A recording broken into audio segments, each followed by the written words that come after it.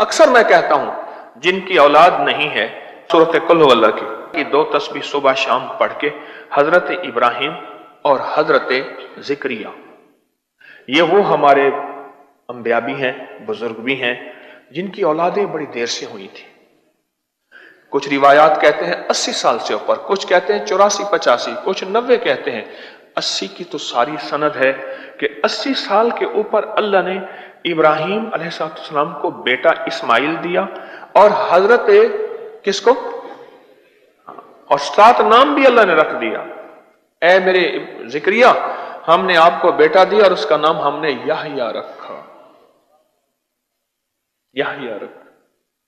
اکثر بتاتا ہوں میں، اور جو بھی متواتر توجہ سے کرتا ہے 2-4 دن کر کے چھوڑتا نہیں ہے، اکثر بتاتا ہوں اولاد کے لیے پڑھ کے 2 تسبیح صبح شام سے قل ہو اللہ کی، ہر دفعہ درود پاک حوالہ کر 3 دفعہ، اور ہر دفعہ بسم اللہ الرحمن الرحیم ساتھ ہو۔